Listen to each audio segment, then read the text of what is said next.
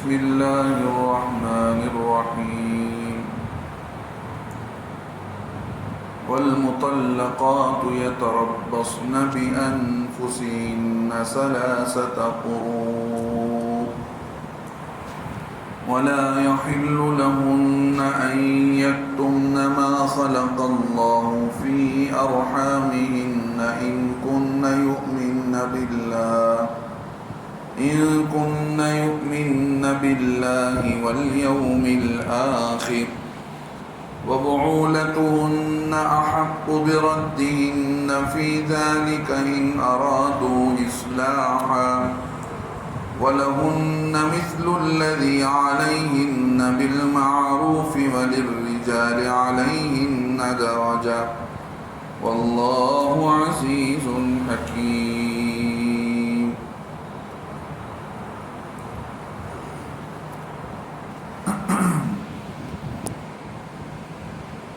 ان آیتوں کے اندر کا تعلق گزشتہ ہفتہ آپ حضرات نے جو سنا ہے اس سے جڑا ہوا ہے. گزشتہ ہفتہ قسم کھانے کے متعلق بہت ساری باتیں آئیں کہ لوگ اپنے قسم میں اللہ کو پیش کرتے ہیں اور اللہ کو قسم کھا کر بعض نیک کاموں کے نہ کرنے کا بھی قسم اٹھا لیتے ہیں. ایسا نہیں کرنا چاہیے. اور قسم کس کن موقع پر کھانا چاہیے.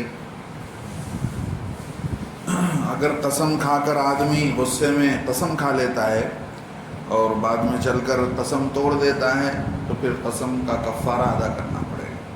بہت سارے لوگ غصے میں قسم کھا لیتے ہیں، بعد میں ان قسموں کو توڑ دیتے ہیں. تو اس کے متعلق بہت ساری باتیں آئیں. اور بعض موقع پر آدمی جو قسم کھاتا ہے اس کا قسم بیکار چلا جاتا ہے، یعنی گزری ہوئی چیزوں پر قسم کھاتا ہے، یا جو ہے جو چیز حقیقت کے خلاف ہوتی ہے اس کے متعلق اسے علم نہیں ہوتا صحیح معنی میں. مان لیجئے کسی رشتہ دار سے اس کی دشمنی ہے، اسے خبر پہنچ جاتی ہے کہ وہ رشتہ دار ان کے گھر کو آیا تھا، تو غلط خبر پر قسم کھانا یہ بھی بیکار کا قسم ہے. تو ایسے قسموں پر اللہ رب العزت پکڑ نہیں کریں گے، بلکہ وہ قسم جو آدمی جان بوجھ کر کھاتا ہے، جان بوجھ کر جو آدمی قسم کھاتا ہے اور ان قسموں کو توڑ دیتا ہے، تو ان قسموں کے توڑنے پر اللہ رب العزت کل قیامت کے دن پکڑ فرمائیں گے. آگے چل کر ایک مسئلہ یہ آیا تھا کہ کوئی قسم کھا لے اپنی بیوی کے پاس نہ جانے کے تعلق سے کہ میں اپنی بیوی کے پاس نہیں جاؤں گا، تو اس کی مدت 4 مہینے ہے. اگر اس نے متعین نہیں کیا ہے کہ میں کتنے دن نہیں جاؤں گا، لیکن قسم کھا لینے کے بعد 4 مہینے تک بیوی کے قریب بھی نہیں گیا، تو پھر اس کا قسم پورا ہو جائے گا اور بیوی پر طلاق واقع ہو جائے گی. تو اللہ رب العزت نے منع کیا کہ ایسی قسم نہیں کھانی چاہیے کہ بھئی میں بیوی کے قریب نہیں جاؤں گا، بیوی سے الگ رہوں گا. اس سلسلے میں اگر یہ لوگ اللہ رب العزت نے بتایا کہ 4 مہینے کی مہلت ہے، اگر ملنا چاہیں، اگر رجوع کر لینا چاہے تو اس کے بیچ میں رجوع کر سکتا ہے، ورنہ اگر چھوڑنا چاہے تو اللہ رب العزت بتایا کہ اللہ رب العزت کی ذات سننے والی ہے اور جاننے والی ہے. لہذا تمہیں کیا کرنا چاہیے کیا نہیں کرنا چاہیے سوچ سمجھ کر زبان سے نکلنے والی بات، قسم کا معاملہ ہو، طلاق کا معاملہ ہو، تو وہی سلسلہ چل رہا ہے. آگے چل کر بھی بہت ساری آیتیں اسی کے تعلق سے آئیں گی. عورتوں کے ساتھ طلاق کا معاملہ جو ہوتا ہے اس کے متعلق قرآن نے ان آیتوں کے بعد کئی آیتوں تک اسی کو بیان کیا ہے. اس لیے کہ جیسے شادی انسان کی زندگی پر بہت اثر رکھتی ہے، ایسے ہی طلاق کے ذریعے سے جو نقصان ہوتا ہے تو اس نقصان کو مد نظر رکھتے ہوئے قرآن نے تفصیلاً بتایا عورتوں کے ساتھ کیسا تعلق ہونا چاہیے، ایک دوسرے کے حقوق کو کیسے ادا کریں، اور عدت کا معاملہ کیسا ہو، اور جو ہے طلاق دیں تو کن موقع پر دینا چاہیے عورت کو۔ بہت سارے لوگ سوچے سمجھے بغیر طلاق دے دیتے ہیں، حالانکہ عورت کو طلاق دینا ہو تو پاکی کے دنوں میں نہیں دینا چاہیے۔ اگر ناپاکی کے دنوں میں آدمی طلاق دیتا ہے تو پھر اس کے طلاق پڑ جانے کے بعد اب وہ عدت بیٹھے گی تو اس کی عدت لمبی ہو جائے گی، اس لیے اس طرح کی کئی ساری مسائل اللہ رب العزت نے بتایا۔ اب یہاں پر اللہ رب العزت نے اسی کے تعلق سے ایک بات بتایا ہے کہ وَالْمُطَلَّقَاتُ يَتَرَبَّصْنَ بِأَنفُسِهِنَّ ثَلَاثَةَ قُرُوء، طلاق والی عورتیں انتظار کریں اپنے آپ کو 3 حیض تک، یعنی عورت پاک ہوئی، پاکی میں اس کو طلاق دیا گیا، پھر پہلی ناپاکی ہوئی، پھر پاکی کا زمانہ آئے گا، پھر دوسری مرتبہ اس کی ناپاکی کا زمانہ آئے گا، پھر تیسری مرتبہ اس کی پاکی کا زمانہ آئے گا، پھر تیسری مرتبہ اس کی ناپاکی کے بعد جو پاکی آئے گی اب عورت اس کے نکاح سے الگ ہو جائے گی، گویا اس کی عدت پوری ہو جائے گی، چاہے عدت طلاق کی ہو یا خلا کی ہو، 3 مہینے اس کی ترتیب یہی ہے۔ اللہ رب العزت بتاتے ہیں کہ 3 حیض تک رکے رہے، سمجھ رہے ہیں؟ کیوں؟ اس لیے کہ اللہ رب العزت یہ دیکھنا چاہتے ہیں کہ عورت کہیں حمل سے تو نہیں ہے۔ ایسا بھی تو ہوتا ہے کہ ان 3 مہینوں کے اندر معلوم ہو جاتا ہے کہ عورت کے رحم میں کوئی بچہ ہے کہ نہیں ہے، تو اللہ رب العزت یہ بھی دیکھنا چاہتے ہیں، اور عدت یہ اللہ رب العزت کا ایک خاص حکم ہے، عام طور پر بہت سارے لوگ اس کا خیال نہیں کرتے۔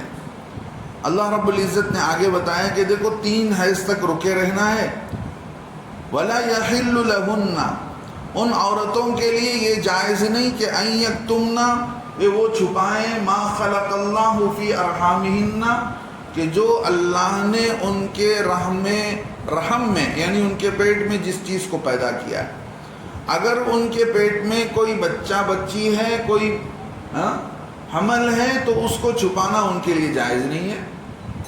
اگر ہے تو بتا دینا چاہیے، اگر نہیں ہے تو بھی بتا دینا چاہیے۔ اللہ رب العزت فرماتے وَلَا يَحِلُّ لَهُنَّ أَن يَكْتُمْنَ مَا خَلَقَ اللَّهُ فِي أَرْحَامِهِنَّ، ان کے لیے جائز نہیں ہے کہ وہ چھپائے رکھیں جو اللہ نے ان کے رحم میں پیدا کر رکھا ہے، ان کن یؤمن باللہ، اگر وہ اللہ پر اور آخرت کے دن پر ایمان رکھتے ہیں۔ اگر ان کو اللہ پر آخرت پر ایمان ہے تو اپنے پیٹ کے اندر جو کچھ ہے اس کو ظاہر کر دینا چاہیے۔ یہ مسئلہ کب ہے؟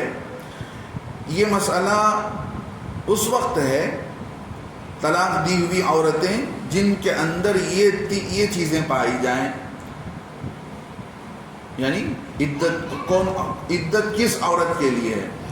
عدت اس عورت کے لیے ہے کہ جس عورت کے خاوند نے اس سے عدت کے دوران کبھی ملاقات نہ کیا ہو، طلاق ہو جانے کے بعد کبھی اس سے ملاقات نہ ہوئی ہو، یا خلوت صحیحہ۔ خلوت صحیحہ کا مطلب یہ ہے کہ میاں بیوی کے بیچ میں ایسا وقت جس میں کوئی ان کے آپس میں ملنے سے رکاوٹ نہ بنے، سمجھ رہے ہیں؟ ایک کمرے میں دونوں بند ہو گئے تو ان کا آپس میں ملنا کوئی چیز ان کے لیے آڑ نہیں ہے، تو اس کو خلوت صحیحہ کہتے ہیں کہ دونوں کی ایسی تنہائی، دونوں کو ایسی تنہائی ملی جس میں ان کے ملنے کے لیے کوئی چیز درمیان میں رکاوٹ نہ بنی، سمجھ رہے ہیں؟ تو ایسی صورت میں ایک تو یہ ہے کہ خاوند نے صحبت نہ کیا ہو یا خلوت صحیحہ ان کو نہ ملا ہو، اور وہ عورتیں جن کو حیض آتا ہو باقاعدہ، اور ایک عمر وہ ہوتی ہے عورتوں کی جن کو ان کا حیض بند ہو جاتا ہے بہت دنوں کے بعد، بڑی عمر کی عورتوں کو۔ اور تیسری چیز یہ بتایا کہ وہ عورتیں آزاد نہ ہوں، یعنی باقاعدہ وہ عورتیں آزاد ہوں، کسی کی غلام نہ ہوں، وہ عورتیں آزاد ہوں۔ شرعی قاعدے کے اعتبار سے جس کو باندی کہا جاتا ہے وہ باندی نہ ہو، اور اپنے آپ کو نکاح سے روکے رکھیں۔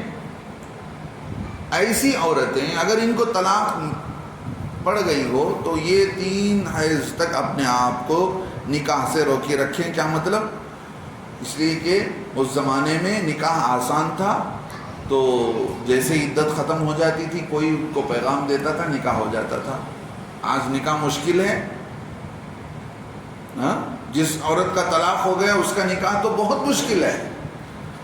تو اس اعتبار سے اللہ بتا رہے ہیں کہ ایسی عورتیں انتظار کریں، یتربصن بانفسہن، ایسی عورتیں جن کو طلاق دی گئی ہوں اور وہ آزاد ہوں، ان کے شوہروں نے ان سے ملاقات نہ کیا ہو یا خلوت صحیحہ نہ ہوئی ہو اور ان کو حیض آتا ہو، یہ سارے شرائط جن عورتوں کے اندر ہیں ان کو چاہیے کہ وہ 3 حیض تک انتظار کریں تاکہ معلوم ہو جائے کہ ان کے پیٹ میں کوئی ولادت، کوئی حمل تو نہیں ہے، اس کا اندازہ ہو جائے۔ اللہ رب العزت فرماتے ہیں کہ یہ چیز ان کو چھپانا نہیں چاہیے، یہ بتا دینا چاہیے کہ ان کا پیٹ خالی ہے کہ نہیں، خالی ہے تو بتا دیں، اگر حمل سے ہے تو وہ بھی بتا دیں۔ ان کن یؤمن باللہ والیوم الآخر، اگر وہ اللہ پر آخرت پر ایمان رکھتے ہیں۔ اب کسی مرد نے اپنی بیوی کو 1 طلاق دیا ہے، 1 طلاق کو طلاق رجعی کہتے ہیں، یعنی 1 طلاق دے دینے کے بعد آدمی کو اس بات کا اختیار ہوتا ہے کہ جب چاہے بیوی سے اپنا تعلق قائم کر لے، ہنس کر بات کر لے تو بھی وہ طلاق ختم ہو جاتا ہے۔ سمجھ رہے ہیں؟ ہنس کر بات کر لینے سے بھی وہ طلاق ختم ہو جاتی ہے، آدمی کی لڑائی جھگڑا ختم ہو گیا، اور وہ میاں بیوی جو ہے اس طلاق کو ختم کرنا چاہتے ہیں، اس معاملے کو، تو اللہ رب العزت وہی بتاتے ہیں وَبُعُولَتُهُنَّ، اور وہ عورتیں جن کو طلاق رجعی دی گئی ہیں ان کے شوہر احق بردہن، ان سے رجوع کرنے کا زیادہ حق رکھتے ہیں، فی ذالک، اس معاملے میں، یعنی اس طلاق کے اندر، طلاق رجعی کے اندر جس میں 1 طلاق دیا جاتا ہے، ان ارادو اصلاح، اگر وہ اپنے معاملے کو سدھار لینا چاہتے ہیں، نہیں پھر اس سے تعلق تو قائم کر لیا، لڑائی جھگڑا تو ختم کر لیا، لیکن پھر بھی ستانے کا ارادہ ہو، تو ایسوں کو دوبارہ اپنی بیوی سے قریب ہونا بالکل صحیح نہیں ہوگا۔ کیوں؟ ان کی نیت ستانے کی ہے، سمجھ رہے ہیں آپ؟ طلاق دینے کے بعد عورت تو الگ ہو جائے گی، اب 1 طلاق کے بعد تو ملنے کے چانسز ہیں، لیکن اللہ بتاتے ہیں کہ لڑائی جھگڑا ختم ہو جانا چاہیے۔ 1 طلاق کے بعد آدمی ملتا ہے تو وہ اس کے بعد وہ پرانا جھگڑا، پرانی باتیں، وہ سب نہیں، ان ارادو اصلاح، اگر وہ معاملے کو سدھارنا چاہتے ہیں تب، نہیں پھر وہی بات، پرانی بات۔ بہت سارے مرد ستانے کی نیت سے بات چیت تو کر لیتے ہیں، ان سے لڑائی جھگڑا ختم کر لیتے ہیں، لیکن نیت یہ ہوتی ہے کہ اس نے فلاں موقع پر یہ کیا، مجھے ایسا زبان دیا، مجھے ایسا جواب دیا، تو ہمیں جو ہے لڑائی کو آگے جاری رکھنا ہے، اللہ رب العزت بتاتے ہیں، تو پھر یہ معاملہ بالکل ناجائز ہوگا۔ وَبُعُولَتُهُنَّ أَحَقُّ بِرَدِّهِنَّ، ان کے شوہر ان سے رجوع کرنے کا زیادہ حق رکھتے ہیں اس طلاق کے اندر، یعنی طلاق رجعی کے اندر، اگر وہ معاملے کو سدھارنا چاہتے ہیں۔ آگے اللہ رب العزت نے ایک بڑی عجیب بات بتائی ہے اور فرمایا کہ وَلَهُنَّ مِثْلُ الَّذِي عَلَيْهِنَّ بِالْمَعْرُوفِ وَلِلرِّجَالِ عَلَيْهِنَّ دَرَجَةٌ، اور ان کے خاوند حق رکھتے ہیں، نہیں بلکہ اللہ رب العزت یہاں بتاتے ہیں وَلَهُنَّ مِثْلُ الَّذِي، اور عورتوں کا حق ہے، عورتوں کا بھی حق ہے جیسا کہ مردوں کا ان پر حق ہے، وَلَهُنَّ، اور عورتوں کا حق ہے، مِثْلُ الَّذِي عَلَيْهِنَّ، جیسا کہ ان پر مردوں کا حق ہے۔ سمجھ رہے ہیں؟ اب یہاں اللہ رب العزت اس ایک آیت کے اندر کئی ساری چیزوں کو بتانا چاہتے ہیں کہ دیکھو، پہلی بات عورتوں کا بھی حق ہے مردوں پر، جیسا کہ عورتوں پر مردوں کا حق ہے۔ سمجھ رہے ہیں؟ اللہ رب العزت پہلے عورت کے حق کو بیان کر رہے ہیں، اس لیے کہ عورت اپنے حق کو لینے کے معاملے میں کمزور ہے، مرد تو کسی بھی طرح اپنی طاقت اور قوت کے ذریعے، اپنے زور کے ذریعے اپنا حق وصول کر لے گا، لیکن عورت کمزور ہونے کے ناطے اس کی حق تلفی کی جا سکتی ہے۔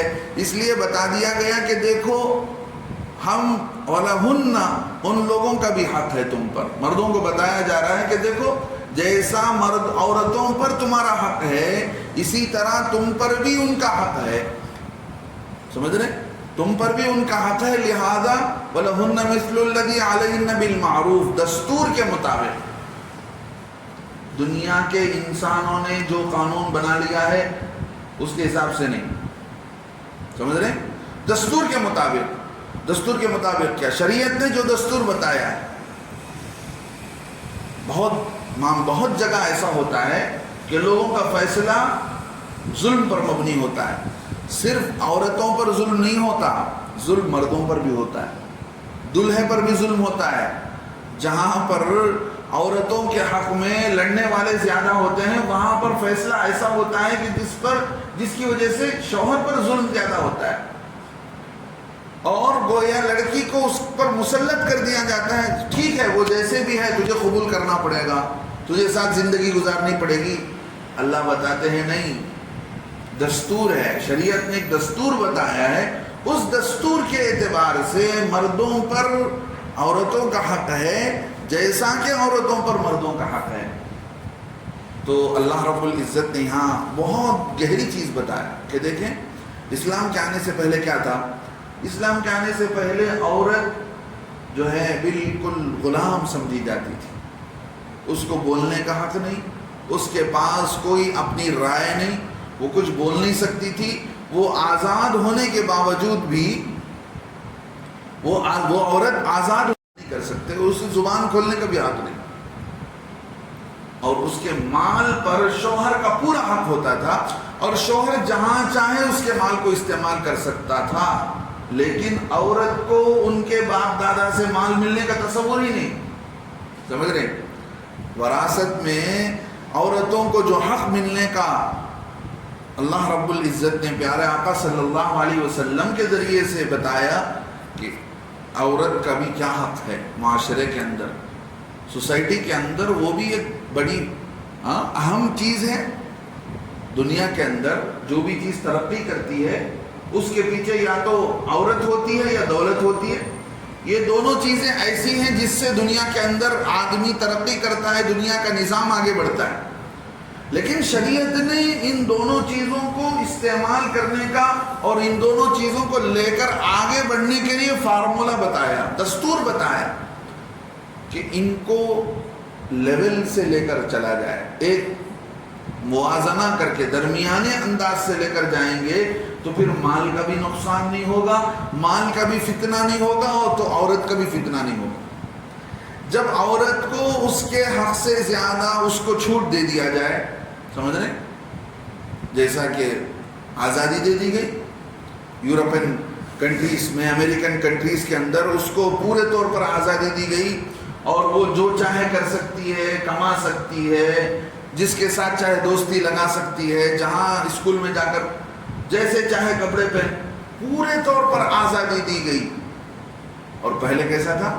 اسلام آنے سے پہلے پورے طور پر اس کو غلام بنا دیا گیا۔ سمجھ رہے بات کو آپ؟ اس کو بالکل غلام اور جانور بنا کر منحوس سمجھتے تھے، اس کو زندہ دفن کرنا، سمجھ رہے، زندہ دفن کرنا کوئی عیب نہیں سمجھتے تھے۔ آج بھی وہ قبرستان ہے مکے کے اندر جہاں پر بچیوں کو زندہ دفن کیا جاتا تھا، اس قبرستان کو ہٹانے کے لیے سعودی حکومت نے پوری کوشش کر لی، لیکن اس کے باوجود ان کے مشین اور وہ کیا کہتے ہیں JCB جو بھی آپ کہہ لیں، کوئی کام نہیں چلا۔ اتنی سخت زمین، اتنی پتریلی زمین، محمد رسول اللہ صلی اللہ علیہ وسلم نے جس دین کو لا کر دیا ہے، اس دین کتنی بڑی یہ ہمارے لیے نعمت ہے۔ اللہ رب العزت اس چیز کو باقی رکھ کر کے یہ بتانا چاہتے ہیں دنیا والوں کو کہ دیکھو اتنا بڑا ظلم اسی مکے کی زمین پر ہوا کہ بچیوں کو زندہ دفن کر دیا گیا، قیامت تک آنے والوں کے لیے عبرت کی جگہ ہے۔ اور کتنا بڑا احسان کیا محمد رسول اللہ صلی اللہ علیہ وسلم نے کہ عورت کو اس کو برابر اس کا حق دیا گیا. بیٹی ہو تو اس کا کیا حق ہے, بیوی ہو تو اس کا کیا حق ہے, ماں ہو تو اس ہر ایک درجے کے اعتبار سے اللہ رب العزت وہی بتاتے ہیں کہ دیکھو دستور کے مطابق. ایسا نہیں کہ اسلام سے پہلے اس کو غلام بنا دیا گیا, ایسا نہیں کہ اسلام کو نہیں ماننے والوں نے اسے آزاد چھوڑ دیا. سمجھ رہے ہیں؟ تو اگر اس کو غلام بنا کر رکھا جاتا ہے تو ظلم ہے, اس کو آزاد بنا کر چھوڑ دیا جاتا ہے تو پھر فتنہ ہے. اسلام نے بتایا کہ اس کو اس کا کیا حق ہے, مرد کا کیا حق ہے, بیوی کا کیا حق ہے. تو اللہ رب العزت نے اسی ایک آیت کے اندر کئی ساری چیزوں کو بتا دیا کہ دیکھو دنیا کے سارے فتنے جو وجود میں آتے ہیں وہ انہی بنیادوں پر آتے ہیں. تو ان بنیادوں پر ان فتنوں کو ختم کیا جائے کہ ہر ایک کو اس کا حق دیا جائے. مرد بھی بیوی کا حق ادا کرے, بیوی مرد کا حق ادا کرے, تو جھگڑا ہی ختم ہے. جھگڑا کب آتا ہے؟ صرف سامنے والے سے اپنا حق لینے کی کوشش ہوتی ہے. سمجھ رہے ہیں؟ سامنے والے سے مرد چاہتا ہے میرا حق بیوی ادا کر دے, اور بیوی چاہتی ہے کہ مرد میرا حق ادا کر دے. حالانکہ ہونا کیا چاہیے؟ ہونا یہ چاہیے کہ میری کیا ذمہ داری ہے میں وہ ادا کروں. عورت اپنی ذمہ داری ادا کرتی ہے تو اس سے مرد کا حق پورا ہو جائے گا, اور مرد اپنی ذمہ داری ادا کرتا ہے تو اس سے عورت کا حق پورا ہو جائے گا. فکر وہ نہیں ہے کہ مرد کو اس بات کی فکر نہیں کہ میرے ذمے میں کیا ہے, مجھے کیا کرنا ہے. ان کو یہ فکر ہے کہ سامنے والا ہمارے ساتھ کیا کرتا ہے. تو یہیں سے جھگڑا شروع ہوتا ہے, اور جھگڑا ختم نہ ہونے کی وجہ یہ ہے کہ ہر کسی کو یہی فکر ہے کہ سامنے والے سے اپنا حق وصولا جائے, اور بعد میں چل کر کیا کرنا چاہیے کیا نہیں کرنا چاہیے, کن سے ہمارے اوپر جو جن کی ذمہ داری ہے ان ذمہ داریوں کو کیسے ادا کیا جائے. سمجھ رہے ہیں؟ دیکھیں کبھی بھی جو بھی میاں بیوی کا جھگڑا ہوتا ہے تو جو بھی ہے مرد جو ہے بیوی کی شکایت لا کر سنائے گا, بیوی مرد کی شکایت لا کر سنائے گا. اس جھگڑے سے پہلے کوئی مرد آ کر یہ نہیں پوچھتا کہ بھئی ہمارے بیچ میں جھگڑا ہو رہا ہے, کہیں میں اپنی ذمہ داری کو تو ادا نہیں کر رہا ہوں, اس وجہ سے تو جھگڑا ہو رہا ہوگا. ساری غلطی عورت پر نہیں, میری بھی تو کچھ کمی بیشی ہوگی. آ کر کسی سے پوچھنا کرنا نہیں ہوتا. عورت بھی آ کر پوچھتی نہیں ہے. بس دین نہ جاننے کا یہ نقصان ہوتا ہے کہ وہ حد سے زیادتی کرتے چلے جاتے ہیں. جب باؤنڈری سے زیادہ پانی اوپر ہونے کو لگتا ہے تب معاملے کو سدھارنے کی کوشش کی جاتی ہے. جب معاملہ شروع سے ہی اختلاف کا ہوتا ہے, جھگڑے کا ہوتا ہے, تو وہاں پر معاملے کو سلجھایا نہیں جاتا ہے. اللہ رب العزت نے آگے بتایا کہ دیکھو اس ایک آیت نے بہت کچھ میں بہت شارٹ میں آپ کے سامنے کئی صفحات میں مفسرین کرام نے اس آیت کا مطلب بیان کیا ہے. وَلَهُنَّ مِثْلُ الَّذِي عَلَيْهِنَّ بِالْمَعْرُوفِ کہ عورتوں پر بھی مردوں پر بھی ان کا حق, عورتوں کا حق ہے جیسا کہ عورتوں پر مردوں کا حق ہے دستور کے مطابق.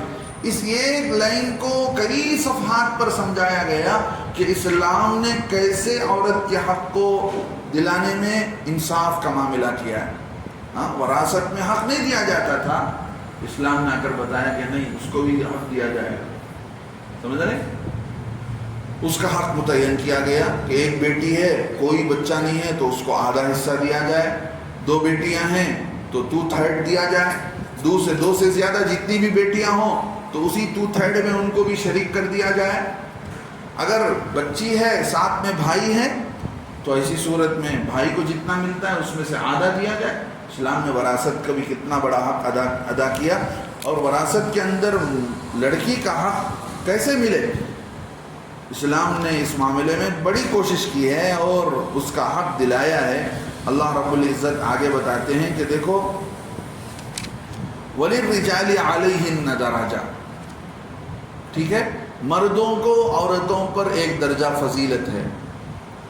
مرد کو حاکم بنایا گیا عورت کا. ایک اللہ رب العزت دوسری جگہ بھی بتاتے ہیں الرجال قوامون کہ مرد ذمہ دار ہیں اپنے گھروں میں اپنی عورتوں پر. سمجھ رہے؟ تو یہاں پر بھی یہی بتایا جا رہا ہے وَلِلرِّجَالِ عَلَيْهِنَّ دَرَجَةٌ, مردوں کو عورتوں پر ایک درجہ حق فضیلت ہے.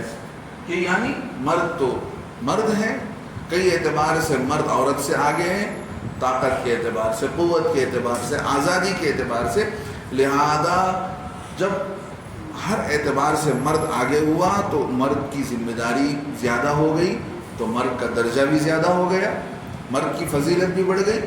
تو یہ قانون بتا دیا گیا کہ عورت کو چاہیے کہ مرد کو آگے رکھ کر، مرد سے پوچھ کر اور اس کے حق کو سامنے رکھ کر زندگی گزارے۔ وَلِلرِّجَالِ عَلَيْهِنَّ دَرَجَةٌ، اور مردوں کو عورتوں پر ایک درجہ فضیلت ہے۔ اسی فضیلت کو سامنے رکھ کر ہمیشہ عورت کو زندگی گزارنا چاہیے۔ اگر عورت ہر موقع پر یہ سوچی کہ بھئی وہ بڑے ہیں، قرآن نے ان کو ایک درجہ آگے رکھا ہے تو مجھے مان لینے میں کیا ہے، سمجھ رہے ہیں؟ اگر یہ سوچ لیتی ہے تو کئی جھگڑے ختم ہو جائیں گے۔ واللہ عزیز حکیم، اللہ رب العزت زبردست حکمت والے، اللہ رب العزت بڑے زبردست ہیں، عزیز ہیں، غالب ہیں اللہ کی ذات، اور حکیم اللہ رب العزت حکمت والے بھی ہیں۔ اللہ رب العزت کو معلوم ہے کہ کب کیا ہونا چاہیے، کیا نہیں ہونا چاہیے، لہذا یہ حق جاننا چاہیے، مرد کو جاننا چاہیے کہ عورت کے کیا حقوق ہیں، میرے اوپر عورت کے کیا حقوق لازم ہوتے ہیں، اور عورت کو جاننا چاہیے کہ مرد کے کیا حقوق لازم ہوتے ہیں۔ اللہ نے اتنا آسان دین بنایا ہے، اور رشتہ دار اور عورتوں کے معاملے میں اتنی سہولت پیدا کی ہے اسلام نے آ کر۔ اگر اس کو سامنے رکھ کر کوئی جوڑا زندگی گزارتا ہے تو لڑائی جھگڑے ہی کبھی نہیں ہو سکتے ہیں، لیکن اگر اسلام کو سامنے رکھ کر نئی زندگی گزاری جاتی ہے، منمانی کیا جاتا ہے، تو پھر نقصان ہی نقصان ہونے لگتا ہے، اور جھگڑے ہی جھگڑے چلتے ہیں، اور وہ جھگڑے ختم بھی نہیں ہوتے ہیں۔ لہذا ہمیں اس بات کو مد نظر رکھنا چاہیے۔